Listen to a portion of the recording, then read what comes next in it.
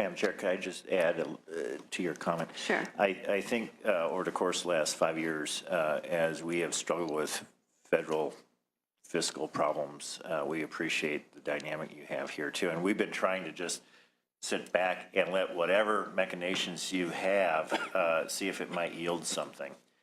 It would be helpful to point out to you and your committee members a couple things. The federal government got out of the business of funding school construction at the local level decades ago. And there were many reasons for that. The fact that the government chose to re-enter this business specifically for military schools indicated that, at least at the federal level, something wasn't working at the state and local level, and we needed to do something about it. The money that, and we're not partisan in this, we're trying to work based on that list. I do want to stress the 80% money that's on the table for these projects is unprecedented. And I'm not sure they would ever do this for any other type of a school in the future. I will say that they added money in the FY15 appropriation for our bill because this program has been working. The school districts have benefited from it. They speak highly of it. And so we want to do whatever we can do to help answer any questions you have. Mm-hmm. I recognize that you have a dynamic whose paradigms may not fit what we have on these military bases. We get that. I'm worried the clock's going to run out.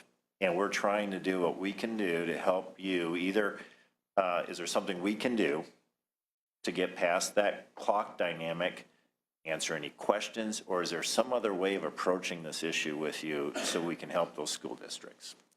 Thank you very much. There are questions from members, and then I have a question too. So, Senator Huff. Thank you, Madam Chair. I think Senator Fuller laid out a very compelling argument about why this is important to us, and she also articulated some of the exceptions that have funded similar, not the same, but similar programs before. I think another one that was not articulated is Prop 39, which is also directed Prop 98 funds, several hundred million. And I think the thing that hits me the most is we're getting a lot of pressure built now for our traditional publicly funded school facilities are passing a lot of bonds. That puts pressure on us to pass a state bond to match 1-to-1. Here we have guaranteed 4-to-1 in situations where Senator Fuller in testimonies also said they just don't have a mechanism to fund them. And ultimately what we're coming back to is a fiscal issue, and we're not a fiscal committee, and I think her close was the point I wanted to make the most.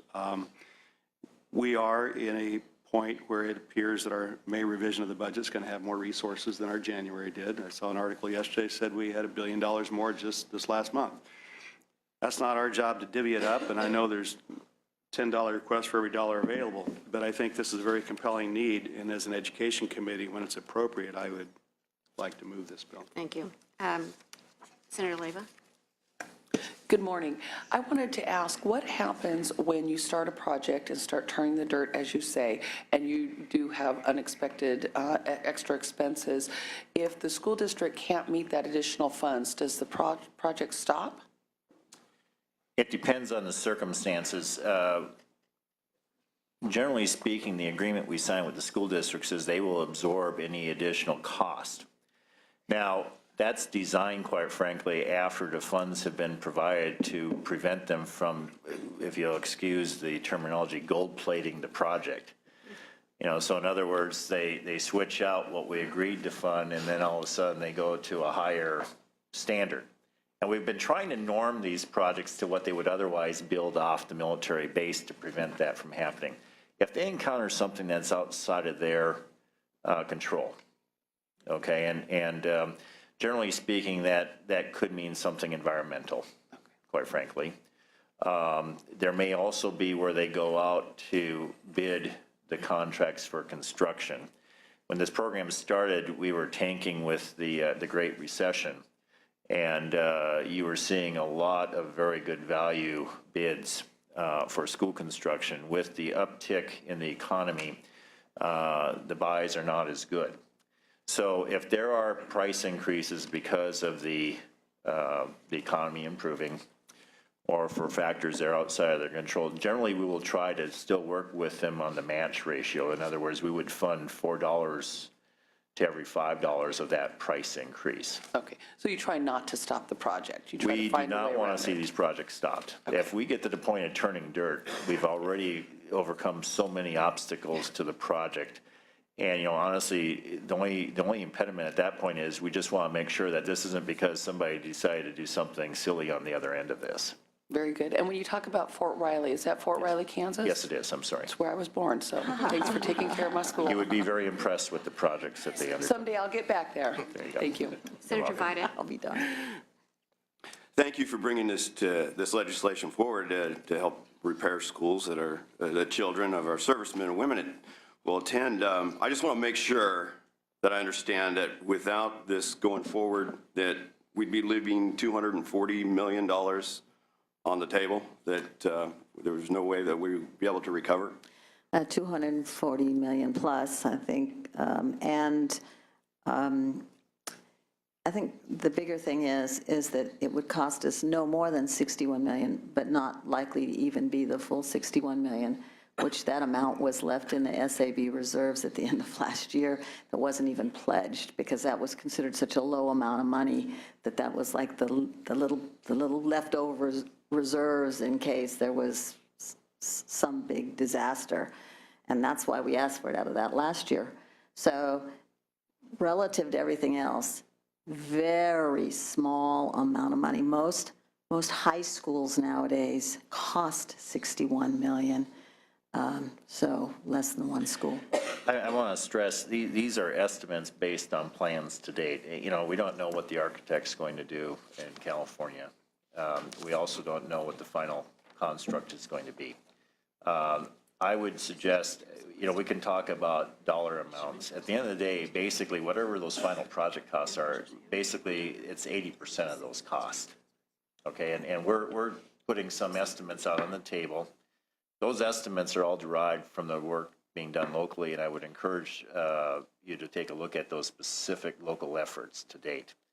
And then also keep in mind the unknowns. Once you start turning dirt, and this happens with any project, it's not unique to schools, you know, you might hit something that no one knew was in the ground, or you might hit something that you weren't expecting you're going to have to deal with, and in dealing with it, those are going to be additional costs.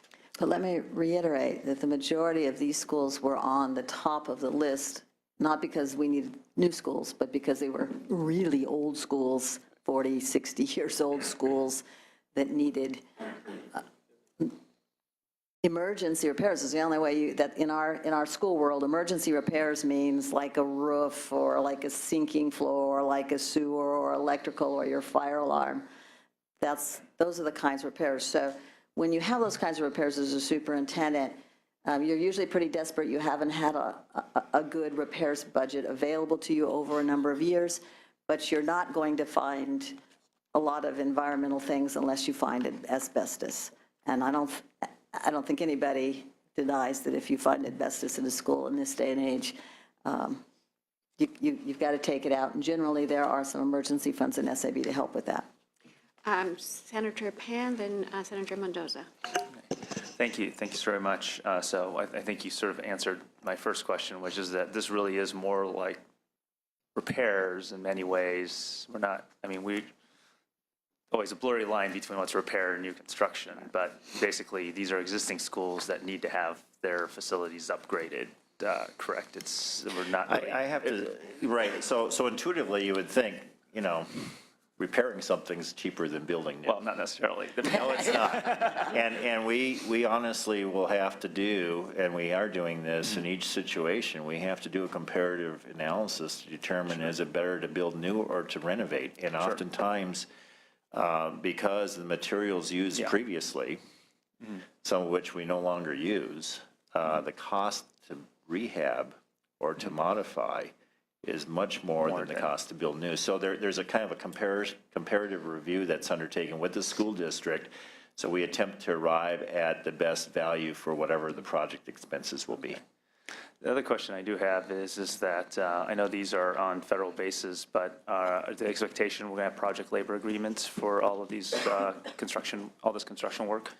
So generally speaking, Our funds do not come attached with required labor agreements, but depending on the source of other funds that go into the project, that may be a requirement.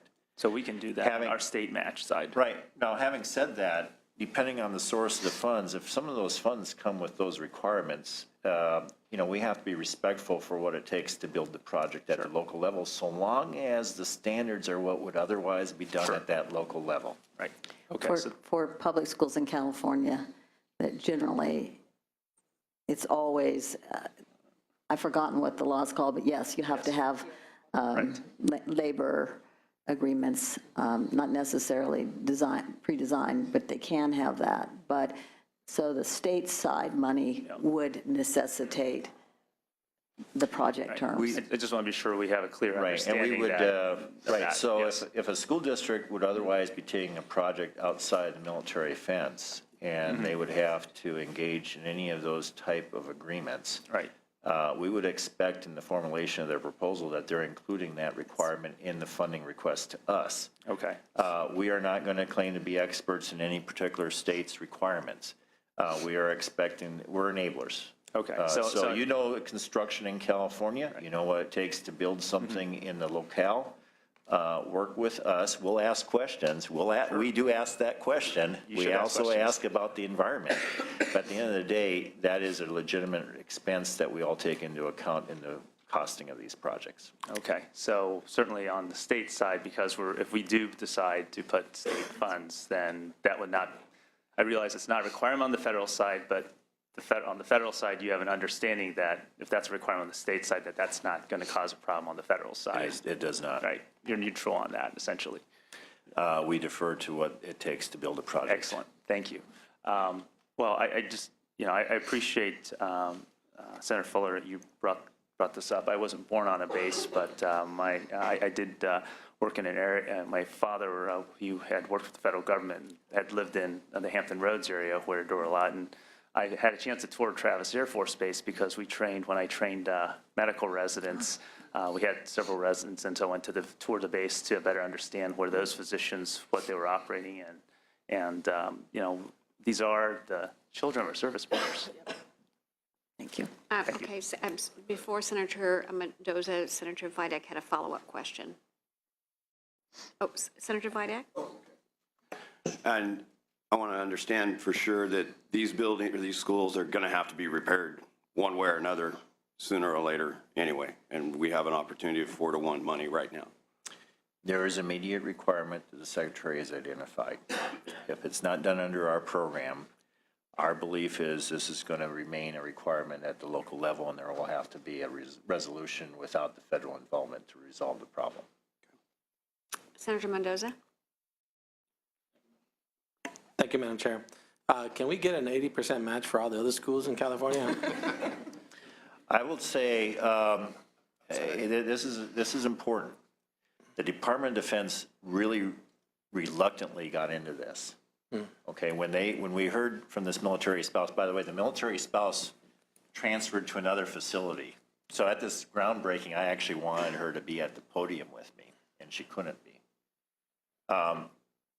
Inside the building, there was a real reluctance to even step forward because this has been viewed to be predominantly a state and local need.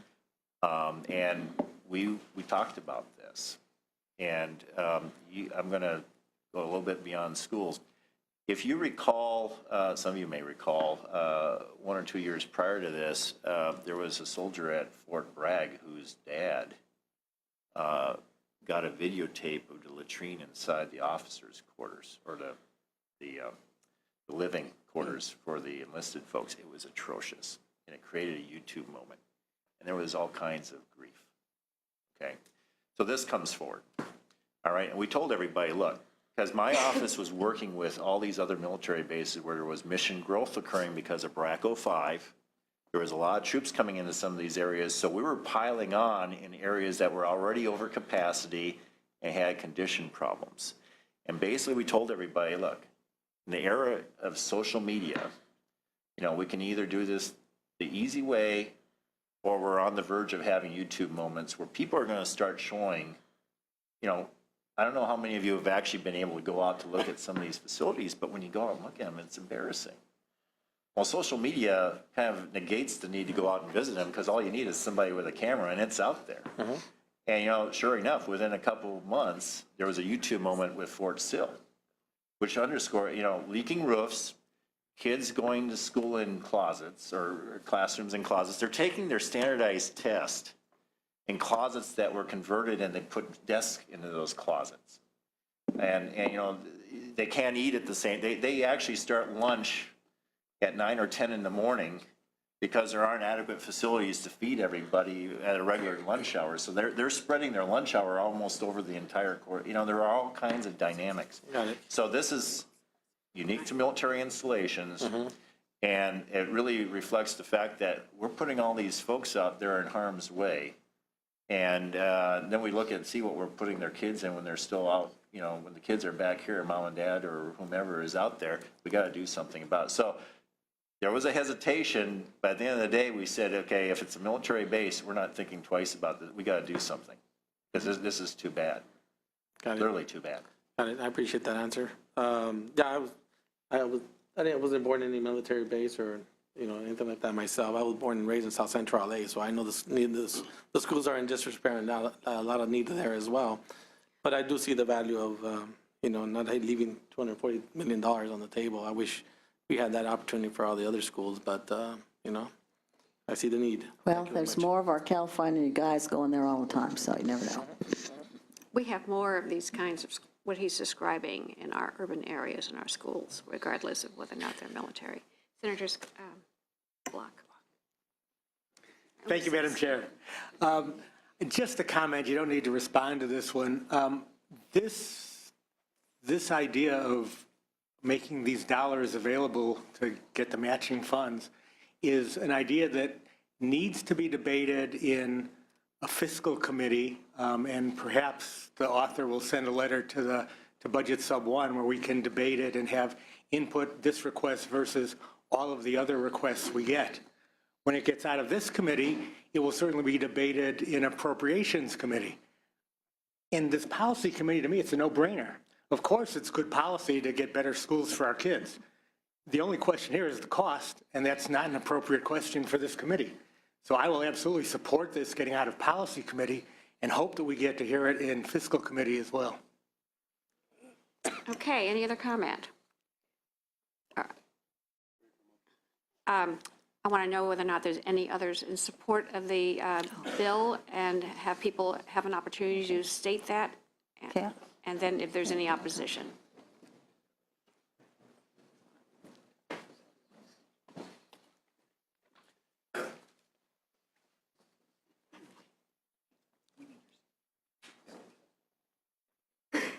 Please identify yourself and be brief. Alejandro Espinosa on behalf of State Superintendent of Public Instruction Tom Torlakson in support. Thank you. Please come fill the chairs. Thank you, Madam Chair. Ernie Bell, Superintendent of Sierra Sands Unified School District, in support. Thank you. Christina Giraldo, Assistant Superintendent of Business Services for Sierra Sands, in support. Thank you. Trevor Walker, Chief Business Officer, Muroc Joint Unified, in support. Thank Kate you. Ring-Gavlak, Superintendent, Travis Unified, in support of Travis Air Force Base, in support. Thank you. Good morning, Tom Addington, Superintendent at Central Union Elementary in Lemoore, California, Naval Air Station Lemoore, in support. Thank you. Good morning, Nick Romley on behalf of the Coronado Unified School District, in support. Thank you. Ned McKinley on behalf of Brigadier General Edward Banta, Commanding General for Marine Corps Base Camp Pendleton, in support. Good morning, Kelly Frisch, Navy Region Southwest Regional School Liaison Officer on behalf of Rear Admiral Lorge, in support. Thank you. Good morning, Candace Singh, Superintendent of the Fallbrook Union Elementary School District, in support. Thank you. Okay, any others in support? Is there anyone opposed to the bill? Seeing none. Okay, Senator Fuller, I just had a couple questions here. I do see, unlike Senator Block, it is more than a no-brainer for me because it does set a precedent, or maybe it doesn't, you know, because you've identified another definition 6 of these schools have applied and received modernization funds that are still on the list. I guess they didn't, because the formula doesn't allow them to modernize to the extent that they needed to be modernized over the last maybe 10 years. And there's a 25-year wait, et cetera. So, I understand the conundrum here.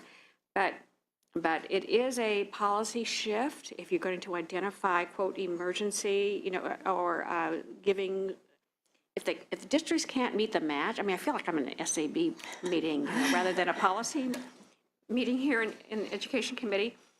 But I think that, and Senator Block is correct, better negotiations need to happen in terms of the total amount and which schools or districts are going to be affected by this in the finance committees. But it is a shift if we're going to just say, I want to take X number of dollars out of general fund to meet the match for this particular purpose. That is a shift. Unless we put that into the Williams settlement, how come these school districts didn't apply for other kinds of programs that the state has for emergency needs, et cetera? And we've had 5 years to work on this, and whether or not these are, quote, could stand the definition of emergency. So when it comes from a policy point of view, I mean, the difference for me is general fund dollars, but that's not our purview here as a policy committee. So with that, my frustration, because I do feel like it's an SAB meeting, I'll entertain a motion. Okay, the motion is to pass to appropriations. Okay. To pass to appropriations. Lou? Huff? Huff, aye. Block? Block, aye. Hancock? Leyva? Leyva, aye. Mendoza? Pan? Pan, aye. Vidak? Aye. Vidak, aye. It's 5. It's 5 votes. Bill is out. We'll leave the roll open for absent members. Thank you, and I just want to reassure you that I'm totally open to working with whatever we can work out for the source of money. I just think we absolutely need to solve the problem if there's any way we can. Thank you. Thank you. Okay, members, we have one bill left. It is mine. Another, well, I don't know if it's a no-brainer.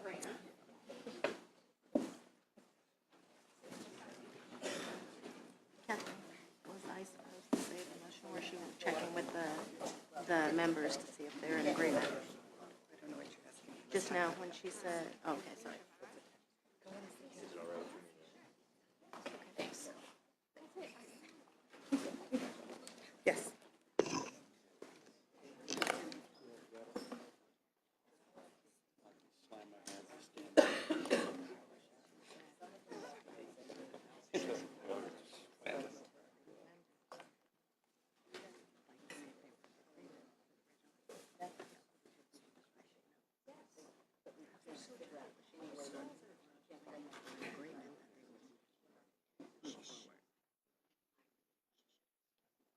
Okay.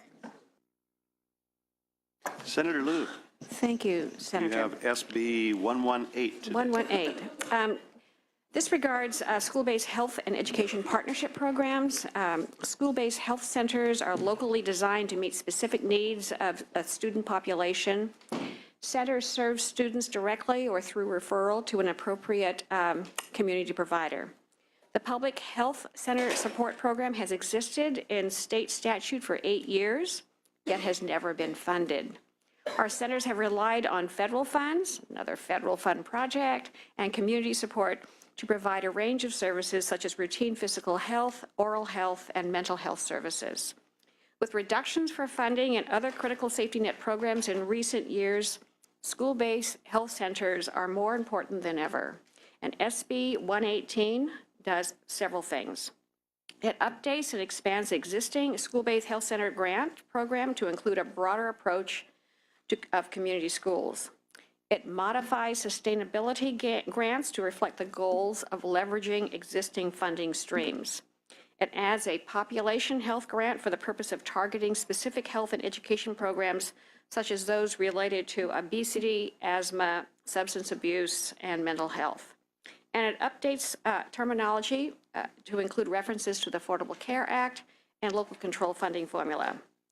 School-based health centers can be an effective anchor for a broader community school strategy. The community school strategy is a nationally recognized approach for organizing the resources of a community around student success. It's both a place and a set of partnerships among the schools and other community resources. It's an integrated, focused on academic, health, and social services, youth, and community engagement that leads to improved student learning, stronger families, and healthier communities. And I have a witness in support. Please go ahead. Thank you, Senator Huff and members. Alice Kessler, I'm here representing the California School-Based Health Alliance, and we work with the state's 231 school health centers. And I think Senator Liu did a great job of explaining why school-based health centers are a really valuable tool in meeting children's healthcare needs. And this is another example of we're working through the budget process and other avenues to try to get funding into this program. But we do very much support these changes to the program in the code and would urge your aye vote. Thank you. Any other witnesses in support?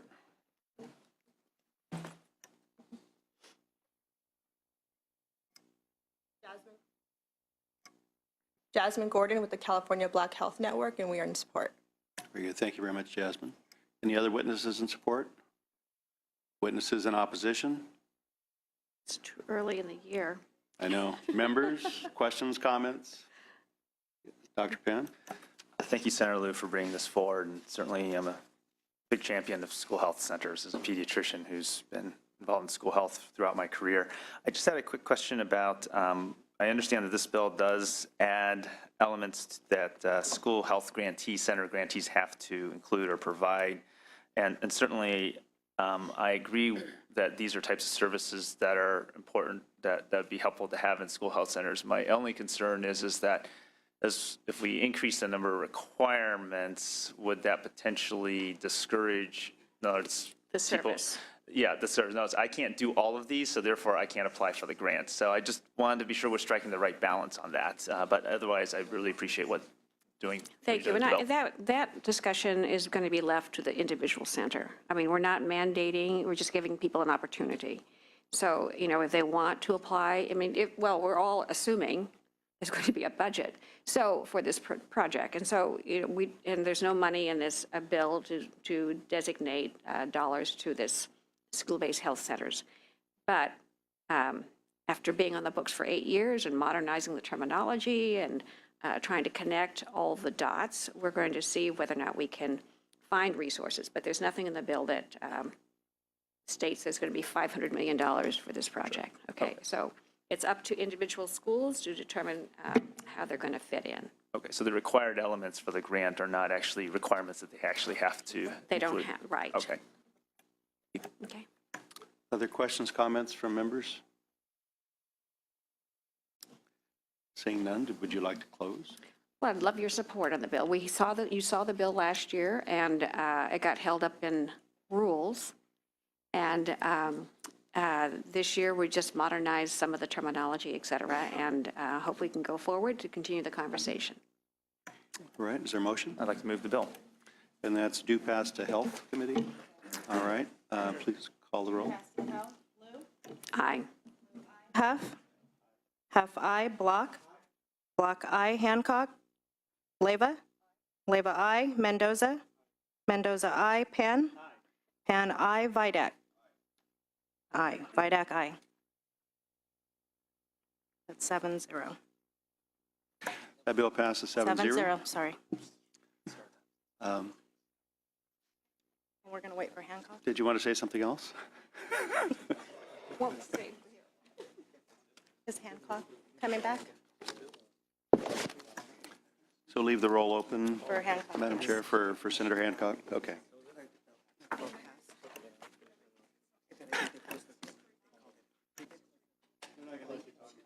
A little over an hour, so Yes. get ready. We're going to be hearing about 20 bills every week here from she here is. on out, because we have about 100 bills total Okay. in the the education, in the queue, right, for education. Be prepared. Want to come back and open the roll?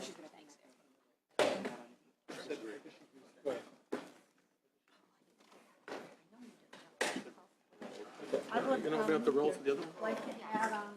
Cheryl needs to come back. Yeah, she's coming right now.